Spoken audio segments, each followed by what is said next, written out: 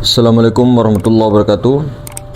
Saudara-saudaraku yang dirahmati Allah Subhanahu wa taala, jadi mengembalikan Ahmad atau wujud idofi itu mengembalikan kepada Allah Subhanahu wa taala, kepada rahasia zat mutlak.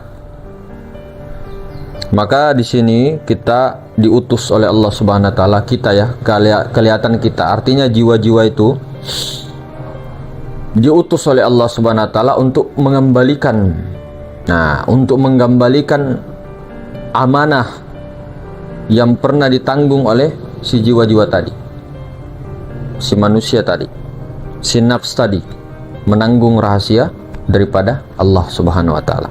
Maka itu harus dikembalikan sehingga tahu hakikat tujuan daripada penciptaan itu sendiri. Jadi tujuan penciptaan, tujuan kejadian semua alam semesta dan segalanya itu bukan untuk main-main saja, bukan hanya untuk main-main, tapi untuk makrifat kepada Allah, untuk mengenal Allah, kemudian memuji daripada Allah, taat kepada Allah, menjauhi segala larangannya, dan untuk menjadi khalifatullah. Jadi seseorang ketika tidak memulangkan amanah itu kepada Allah, jiwa-jiwa itu tidak bisa dikatakan bahwa dia jiwa yang selamat, dia jiwa yang muslim atau berserah diri. Muslim itu kan berserah diri, muslim, orang-orang yang berserah diri itu orang muslim. Jadi kalau tidak berserah diri total, menyerahkan tubuhnya, hatinya, nyawanya, rahasianya diserahkan kepada Allah, haknya yang punya itu semua, maka itu bukan disebut muslim, masih kafir di indallah, kafir di mata Allah Subhanahu wa taala. Maka itulah tugas daripada khalifatullah, untuk menggantikan daripada Allah.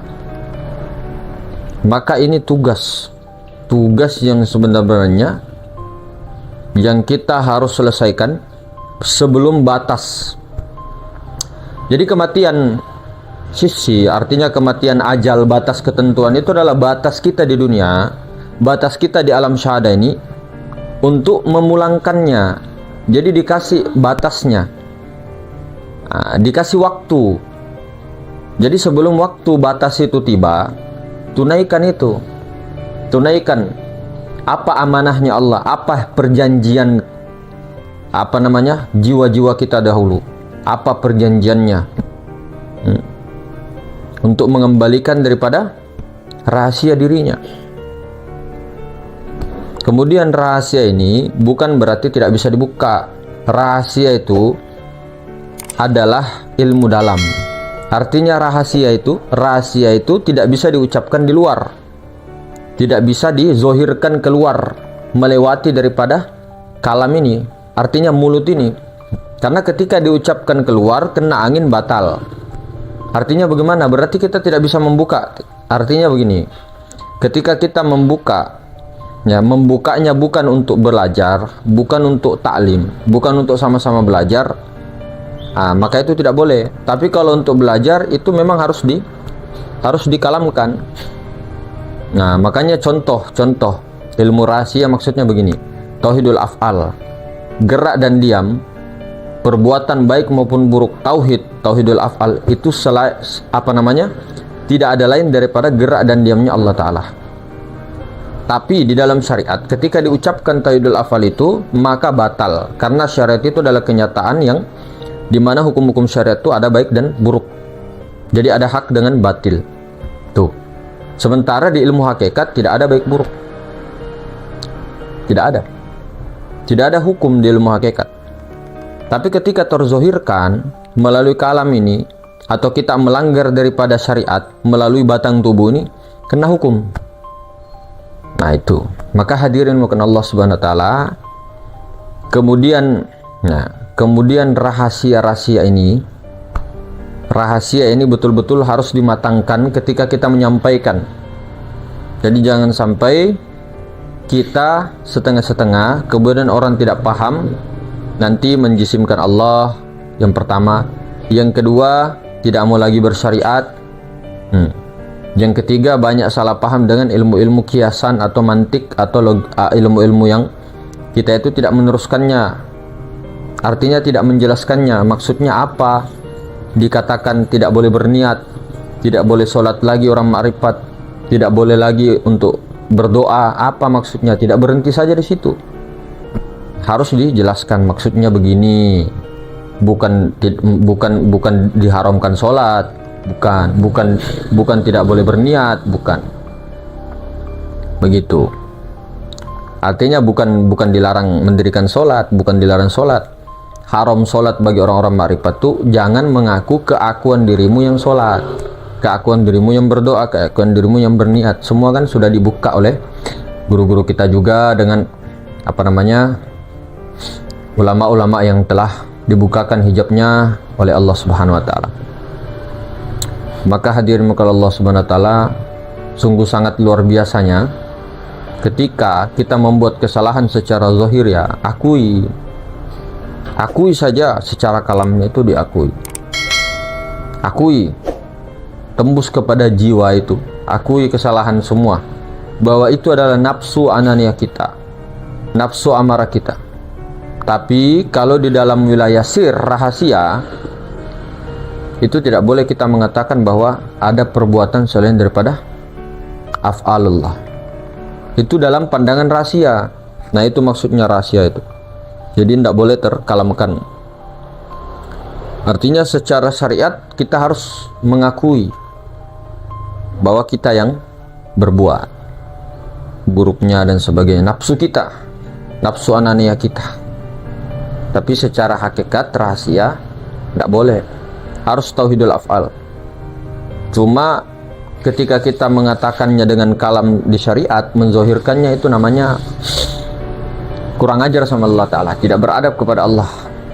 Tidak boleh menyandarkan sifat-sifat yang menurut kita buruk atau keburukan-keburukan yang kita kerjakan secara syariat disandarkan kepada Allah, tidak boleh. Karena Allah itu tidak pernah berbuat buruk sama sekali. Pahamilah kata-kata itu.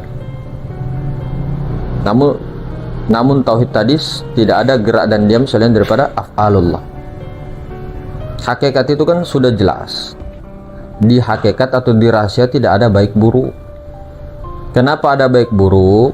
Karena itu menurut hukum-hukum syariat, menurut hukum adat, menurut hukum ini dan itu. Sementara Allah itu tidak terpaku atas hukum. Artinya Allah tidak kena hukum. Kenapa kok mau disalahkan Allah? Allah yang berbuat buruk, Allah yang begini. Tidak boleh. Masa Allah disalahkan? Artinya Allah disandarkan sifat-sifat buruk, sementara Allah tidak pernah membuat keburukan.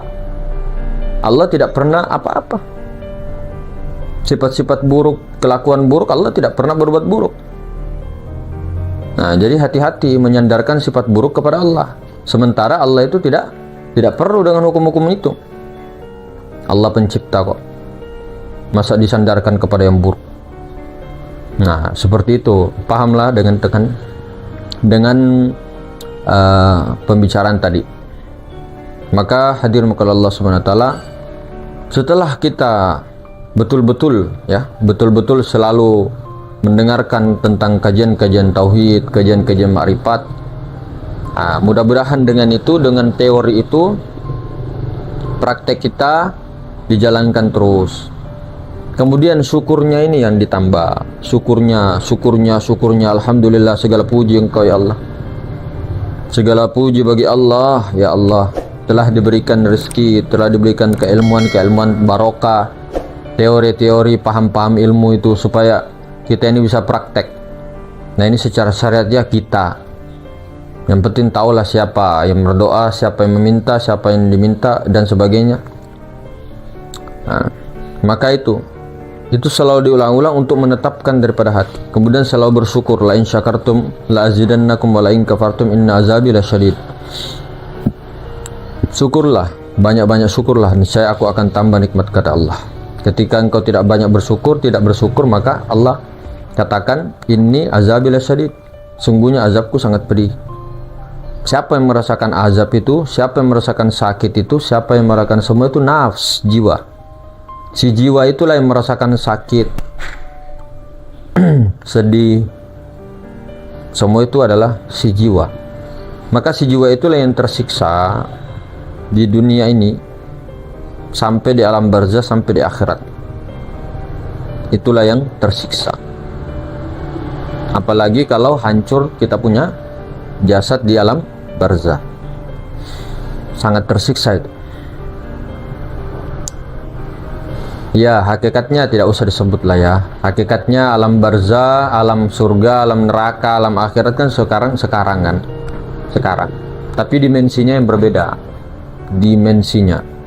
Kenapa kita bilang surga neraka sekarang? Lihat Nabi Adam, cerita Nabi Adam diturunkan dari surga. Nah, surga yang mana itu? Nah, di situ beda-beda tafsiran. Jannah yang mana diturunkan Nabi Adam itu? Apakah dari langit langsung diturunkan, atau jannah yang di mana, atau jannah itu adalah suatu tempat di muka bumi ini yang tidak tahu di mana, yang dirahasiakan? Wallahu a'lam bishawab. Nah, maka hadirin semoga Allah Subhanahu wa taala, itulah tadi, tetaplah di dalam kesadaran yang dimana kesadaran ini kunci daripada takwa, ketakwaan. Nah, maka apa yang dikatakan takwa? Secara syariat menjalankan perintah, menjauhi larangan. Maka secara hakikatnya perintahnya apa? Perintahnya apa? Di hakikat yang sebenarnya perintah Allah. Nah, perintahnya itu jangan ambil hakku tuh, kata Allah. Jangan kau akui yang seharusnya itu hak aku, jangan kau akui hakmu. Tuh. Ya. Jadi jangan mengakui hak Allah. Jangan akui hakku, kata Allah. Kalau kau mengakui hakku itu kau akui, kau itu disebut melanggar perintahnya. Itu secara hakikat takwa. Sementara banyak orang yang mendirikan sholat, mendirikan apa semuanya, amalia dan sebagainya, tapi dia tetap mengakui hak Allah. Sementara perintah Allah, jangan kamu berlaku musyrik, jangan kau sandingkan aku dengan sesuatu di dalam engkau ibadah. Itu perintah Allah. Disuruh untuk kembalikan haknya Allah. Jangan kau rampas, mencuri kebesaran Allah, haknya Allah Ta'ala. Itu salah satu perintah hakikatnya tuh. Jadi kalau kita tidak ikut itu, maka kita itu disebut orang yang melanggar perintah. Apa lawannya takwa? Nah, orang-orang yang ingkar kepada Allah, orang-orang yang berbuat mungkar. Makanya dikatakan inna sholata tanha anil fahsya'i wal munkar. Sungguhnya sholat itu mencegah perbuatan keji dan mungkar. Lah kenapa kok saya ini sudah sholat bertahun-tahun, dari balik sampai tua, belum bisa mencegah perbuatan keji dan mungkar? Itu belum sholat. Inna sholata tanha anil fahsya'i wal munkar. Kalau orang sudah sholat, pasti dia perbuatan keji dan mungkar tidak akan dilakukan. Kalau orang sudah sholat loh ya. Sholat itu artinya terhubung. Jadi kalau belum terhubung kepada Allah, menghubungkan zat dengan sifat, tidak terhubung, artinya menunggalkan, artinya satu, mengahadkan ya, satu, dipahami pertemuan itu antara zat dan sifat. Kalau bukan seperti itu, kalau tidak terhubung seperti itu, maka bukan dikatakan sholat. Itu masih mendirikan sholat. Itu adalah gerakan sholat. Jadi banyak orang yang mendirikan sholat tapi tidak sholat. Sholat itu adalah terhubungnya rasa, kesadaran itu kepada Allah. Artinya hilang rasa makhluk, yang ada hanya rasa Allah, yang ada hanya kesadaran Allah. Itu sholat, terhubung dia. Jadi kalau tidak terhubung percuma. Bukan percuma dilarang terus jangan lagi mendirikan sholat 5 waktu, enggak. Artinya kita sia-sia gitu nak. Seperti sia-sia kita. Seperti orang-orang mabuk. Orang mabuk tidak tahu bilang apa di dalam sholatnya itu. Yang penting sholat. Bukan yang penting sholat. Sholat itu penting. Bukan yang penting saya sholat. Sholat itu penting, bukan yang penting sholat. Yang penting saya ini mendirikan sholat, bukan mendirikan sholat. Mendirikan sholat itu yang penting. Makanya aqimis sholata li dzikri, dirikan sholat. Dirikan dulu sholatnya. Untuk apa? Untuk mengingatku. Eling kan masuk dalam kategori daripada menyaksikan, melihat. Melihat juga untuk dihubungkan sama sholat. Begitu. Jadi kalau tidak melihat, tidak mengenal, tidak melihat, tidak terhubung, tidak mungkin bisa sholat. Tidak mungkin bisa sholat kalau tidak mengenal. Tidak mungkin disebut mengenal kalau tidak menyaksikan. Makanya rukun Islam yang pertama adalah 2 kalimat syahadat. Bukan sholat yang pertama, tapi 2 kalimat syahadat. 13 tahun itu baginda Rasulullah SAW bermujahadah untuk sebarkan itu semua. 2 kalimat syahadat itu disebarkan oleh Rasulullah, disebarkan oleh para anbiya dari zaman Nabi Adam alaihissalam, tapi sejarah itu ditutup-tutupi sampai sekarang. Kalau syariat-syariat itu terakhir, ujung. Syariat-syariat pun nabi-nabi, setiap nabi itu berbeda-beda. Tarekat-tarekatnya, ada tarekatnya Nabi Ayub, ada tarekatnya Nabi Yusuf, ada tarekatnya Rasulullah, ada tarekatnya Nabi Isa. Tarekat itu jalannya. Tarekatnya itu jalannya Rasulullah melalui rukun daripada mendirikan sholat, puasa, zakat dan sebagainya. Nah, semua nabi-nabi juga ada puasanya, ada zakatnya, ada hajinya. Itu tarekat-tarekat daripada para anbiya. Nah, ini perlu dipahami. Makanya kenapa ndak rukun iman itu, rukun Islam itu yang pertama itu sholat. Kenapa harus 2 kalimat syahadat? Yaitu tadi logika saja, kita bicara logika pertemuan. Artinya saya kenal dengan orang itu, tapi saya mengaku mengenal orang itu. Kalau saya tidak pernah melihatnya, itu hanya kenal nama. Artinya kenal dengar dari katanya. Tapi kalau saya mengatakan saya kenal dengan orang itu, saya pernah bertemu orang itu, nah itu baru orang yang betul-betul kenal. Tidak hanya menghayal, tidak hanya cerita, tapi betul-betul menyaksikan. Baru setelah menyaksikan, berhubunganlah antara itu kedua itu. Nah, ini contoh ya, bukan berarti bahwa ada Allah kemudian ada kita kemudian kita menyatu. Itu teori-teori sesat, bukan menyatu. Tidak mungkin satu esa ahad bisa menyatu, tidak mungkin. Tidak ada dua zat menyatu, tidak ada seperti itu.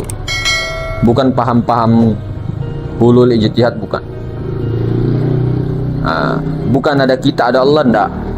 Yang ada hanya Allah. Itu sudah jelas Allah katakan la ilaha illallah, tidak ada yang nyata melainkan Allah. Tidak ada sesuatu yang nyata melainkan Allah. Tidak ada yang ada hanya Allah. Tidak ada yang ada. Tidak ada segala sesuatu. Maksudnya ini sesuatu ini tidak ada, yang ada hanya Allah. Al-Muhit, maha meliputi. Yang namanya meliputi itu dekat tak tersentuh, jauh tak berjarak. Nah, maka dinafikan semuanya. La ilaha, tiada ada sesuatu selain illallah. Allah yang zat yang maha suci itu. Jadi seperti itu. Baru prakteknya di Muhammadur Rasulullah. Maka Nur Muhammad Rasulullah ini, Ahmad ini diciptakan, dijadikan daripada nurnya Allah Subhanahu wa ta'ala. Nah, maka dikatakan itu, tidak kujadikan segala sesuatu ini, alam semesta itu, kalau bukan engkau ya Muhammad, ya Nur Muhammad. Nah, lalu kita ini siapa, yang mana? Kita ini yang diadakan, yang dimewujudkan itu. Perasaan, prasangka, pikiran kita, jiwa itulah. Makanya jiwa ini yang mau disucikan, jiwa ini yang mau dimandikan, jiwa ini yang mau diistinjakan, jiwa ini yang mau dibersihkan. Makanya ada namanya tazkiyatun nafs, pembersihan jiwa. Nafsnya itu yang mau dibersihkan, digosok dan sebagainya, supaya bisa jiwa-jiwa yang tenang, jiwa-jiwa yang suci. Bisa mati dia, bisa mati. Nah, itu kan mati sebelum mati adalah jiwa yang sudah tenang. Artinya pikirannya, perasaannya itu tidak lagi mengartikan bahwa dia yang melihat dan sebagainya. Tidak ada lagi keakuan makhluknya di situ, dan ketika sudah seperti itu dia menjaga keakuan itu. Jadi terjaga daripada keakuan untuk kembali lagi kepada akuan makhluk. Nah, jadi begitu saudara-saudara. Mudah-mudahan diberkahi oleh Allah Subhanahu wa taala, terus ditancapkan, diperbanyak la ilaha illallah Muhammadur Rasulullahnya, diperbanyak salawat-salawatnya dalam kesadaran Allah. Maka itu tadi, hadirin Allah. Assalamualaikum warahmatullahi wabarakatuh.